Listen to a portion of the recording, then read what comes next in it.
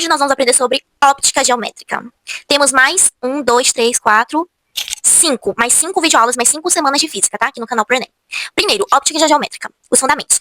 A luz viaja em linha reta em meios homogêneos e os raios são independentes. Aí a gente tem reflexão, a luz bate e volta. A lei principal é que o ângulo de incidência é igual ao de reflexão. Refração, a luz muda de meio, exemplo, do ar para a água, e sua velocidade muda. É aqui que entra a lei de Snell-Descartes.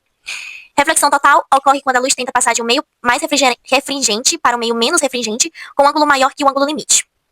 Lentes e espelhos, o terror dos candidatos. O Enem foca muito na formação de imagens e instrumentos ópticos. Dispositivo, espelho côncavo, tipo convergente. Comportamento dos raios, foca os raios em um ponto, preste atenção nessa parte. Tipo de imagem comum pode ser real ou virtual, por exemplo, espelho de maquiagem. Dispositivo, espelho convexo, tipo divergente. Comportamento dos raios, espalha os raios. Tipo de imagem comum, sempre menor, direita e virtual, exemplo, retrovisores. Dispositivo, lente convergente, tipo borda fina. Comportamento dos raios, junta os raios no foco. Tipo de imagem comum usada para corrigir hipermetropia. Dispositivo, lente divergente, tipo borda grossa. Comportamento dos raios, afasta os raios. Tipo de imagem comum usada para corrigir miopia. Visão humana e defeitos, cai muito. O olho humano funciona como uma lente convergente que projeta uma imagem na retina. Aí a gente tem a miopia, que é o olho que é longo demais ou a lente é muito forte. A imagem se forma antes da retina. Correção, lente divergente. Hipermetropia, o olho é curto ou a lente é fraca. A imagem se forma depois da retina. Correção, lente convergente. Prebiopia, vista cansada. Perda de elasticidade do cristalino com a idade. Fenômenos ondulatórios da luz. A óptica física trata a luz como onda por meio da dispersão. A luz branca se divide nas cores do arco-íris ao passar por um prisma. Cada cor tem uma frequência e velocidade diferente. A gente viu esse macete lá na videoaula de ondulatório. Difração. A luz contorna obstáculos ou fendas, percebida apenas em escalas muito pequenas. Polarização. Um filtro seleciona apenas uma direção de vibração da luz. Aplicação no Enem, óculos 3D e telas de LSD. Interferência. Tem sobreposição de duas ondas de luz, exemplo, as cores com uma bolha de sabão. Dica de ouro para o Enem. Fique atento às tecnologias. O Enem adora perguntar como funciona um sensor de uma câmera, porque o céu é azul. Espalhamento de Rayleigh, ou como a fibra óptica transmite dados.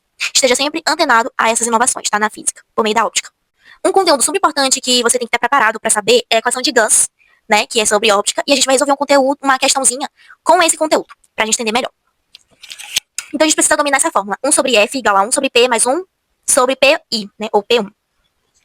Onde F é a distância focal do foco até o espelho lente, P é a distância do objeto até o espelho lente e P1 é a distância da imagem até o espelho lente. O segredo é a convenção de sinais. A matemática é simples, o que derruba os alunos é o sinal, mais ou menos, e a gente precisa memorizar isso. Foco positivo, se o sistema for convergente, espelho côncavo ou lente convergente. Foco negativo, se o sistema for divergente, espelho convexo ou lente divergente. Imagem P1, positivo, imagem real, pode ser projetada numa tela. Imagem negativa, imagem virtual, aquela que vemos dentro do espelho. Espelho, exemplo prático, espelho. Um objeto, meu Deus. Um objeto é colocado a 20 centímetros de um espelho côncavo, distância focal de 10 centímetros. Onde a imagem será formada? Então vamos identificar os dados primeiramente. Toda questão tem que ser resolvida assim, tá? P é igual a 20 centímetros, F é igual a mais 10 centímetros, então vai ser côncavo, positivo, tá? Então a gente já se liga logo no tipo, de acordo com o sinal. E a gente quer saber P1, que é a imagem. Passo 2, aplicar na fórmula. Então 1 sobre 10, a gente vai substituir na fórmula, igual a 1 sobre 20 mais 1 sobre P1, que a gente não sabe o valor. Passo 3, isolar o P1. 1 sobre P1 igual a 1 sobre 10 menos 1 sobre 20. Por quê? Por que a gente vai colocar o menos? Trocou o mais pelo menos. Porque a gente mudou de... como é que fala, meu Deus, na equação? Mudou os termos de posição, né? Passou depois da equação, foi depois do sinal de igual. Fazendo o MMC, que é 20, é por meio do MMC, porque é fração. 1 sobre P1 é igual a 2 menos 1 sobre 20, que é igual a 1 sobre P1 igual a 1 sobre 20. P1 vai ser, então, 20 centímetros. Conclusão. Como P1 deu positivo, a imagem é real e está a 20 centímetros do espelho. Bônus, aumento linear.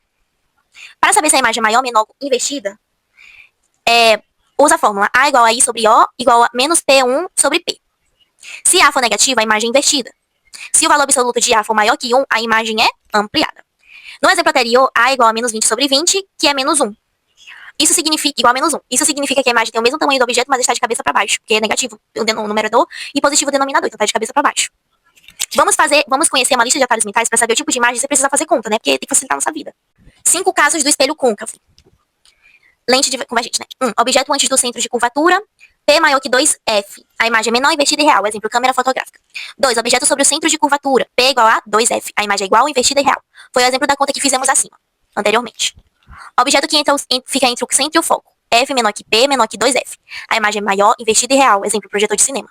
Objeto sobre o foco, P igual a F, imagem própria, não se forma imagem, os raios saem paralelos. Objeto entre o foco e o espelho, P menor que F, a imagem maior, direta e virtual.